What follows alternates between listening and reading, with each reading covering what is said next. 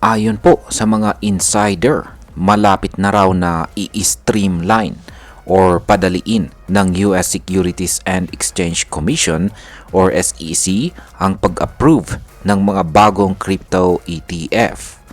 At hindi lang basta crypto ang pinag-uusapan dito, kundi si Solana, si XRP at pati na rin ang isang meme coin na may kaugnayan kay US President Donald Trump. Kung trader o investor ka sa crypto dito sa Pilipinas, napakahalaga ng development na ito. Kaya sa video na ito ay pag-uusapan po natin ang bagong guidance ng SEC, kung bakit po ito mahalaga, ano po ang ibig sabihin ng Universal ETF Listing Rule at kung paano po naaapektuhan nito sina Solana, XRP at pati na rin ang buong crypto market.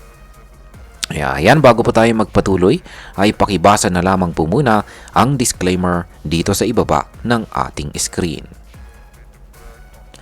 Yan, simulan po natin sa kung ano po ang ibig sabihin ng bagong guidance ng SEC tungkol sa crypto ETF.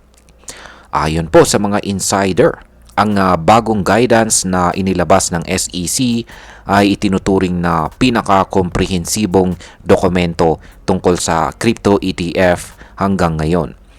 Dito malinaw na ipinapakita ng ahensya na seryoso na silang tanggapin ang mga crypto exchange traded products bilang bahagi na ng mainstream na finance. Sa ilalim po ng bagong pamunuan ng Republican Party sa US, tila mas bukas na ngayon ang SEC sa pakikipag-ugnayan sa crypto industry. Mismong si Ginoong Matt Hugan, ang Chief Investment Officer ng Bitwise Asset Management, ay nagsabing ang guidance na ito ay isang mahalagang milestone. At hindi lamang po guidance ang pinakakawalan ng SEC. Inilaunch din nila ang isang task force na may layuning gumawa ng malinaw na regulatory framework para sa mga crypto funds. Isa pa, inuurong na rin nila ang ilang enforcement cases laban sa crypto companies kung saan ay isang malaking pagbabago kung ikukumpara sa dati nilang agresibong postura. Ngayon ay bakit po ito mahalaga para kay XRP, Solana at pati na rin sa mga meme coins? Ayan. Kung dati ay halos imposible para sa mga altcoins tulad nila XRP at Solana na magkaroon ng ETF approval, ngayon ay nagiging posible na. Kasama na rin sa mga inaasahang tatamaan po ng approval ay isang meme coin na sinasabing may kaugnayan daw kay Pangulong Donald Trump. Ngayon pa lang, may higit 6 na crypto ETF applications na naghihintay ng approval mula sa SEC. At kung tuloy-tuloy ang ganitong pagbabago ng tono ng ahensya, hindi malayo na maaprubahan na rin sa wakas ang mga spot ETF para sa mga ito. Para kay XRP na matagal nang nililitis sa korte dahil sa issue ng securities classification, ito ay malaking hakbang. Para naman kay Solana, ito ay dagdag reputasyon bilang isang lehitimong asset na handang isama sa regulated financial products. Ayan, ngayon ay pag-usapan naman po natin ang tungkol dito sa Universal ETF Listing Rule na ito. Yan, ano nga ba ito at paano po nito binago ang laro? Isa sa pinakamalaking balita dito ay ang binubuong Universal ETF Listing Rule.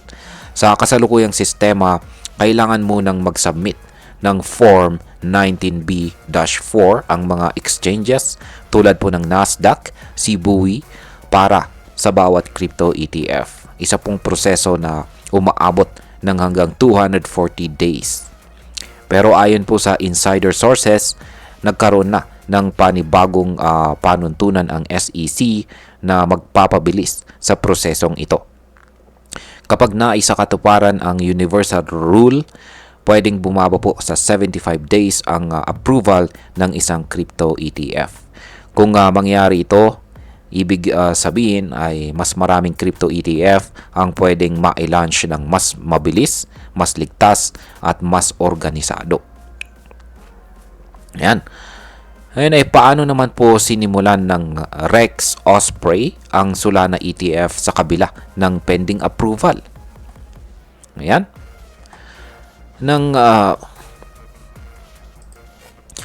Habang hinihintay pa ang final approval mula sa SEC, may mga kumpanya na hindi na naghintay. Noong July 1 ay inilaunch po ng Rex Financial at saka Osprey Funds ang tinatawag na Rex Osprey Sol Plus Staking ETF. Ito po ang kauna-unahang ETF sa US na may exposure kay Solana kahit hindi pa diretsong approve bilang spot ETF. Ang ginawa po nila ay gumamit po sila ng offshore investment structure na may hawak na Solana at isang Solana fund sa labas ng US. Ang maganda pa rito, kasama sa fund ang staking. Kaya pwedeng kumita ang investors mula sa yield na galing sa pag-validate ng transactions sa blockchain ni Solana. At sa unang araw pa lamang ay umabot po agad sa $12 million ang pumasok na pondo.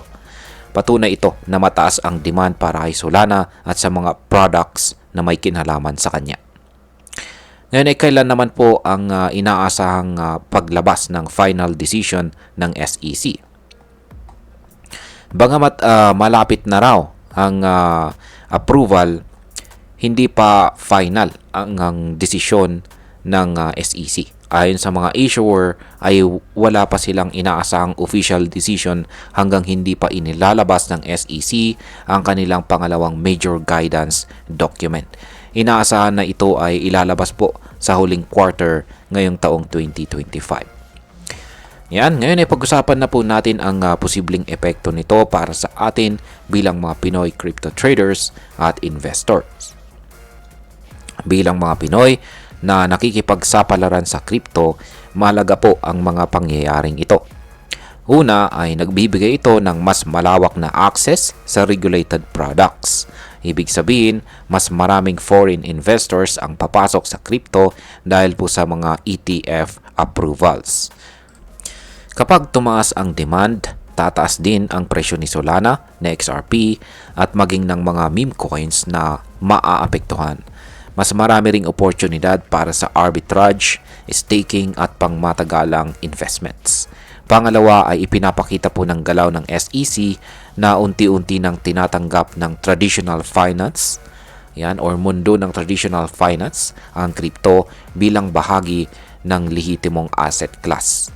At kapag nangyari ito, posibleng sundan ito ng ibang bansa gaya ng Pilipinas sa paggawa ng sariling crypto regulations. At bilang panghuli, ang masasabi ko naman tungkol sa development na ito ay para sa akin ay isa itong positibong balita. Hindi lang para sa mga altcoins, kundi para sa buong crypto industry. Simula na ito ng bagong yugto kung saan ay hindi na lang si Bitcoin ang bida dito sa mundo ng mga ETF.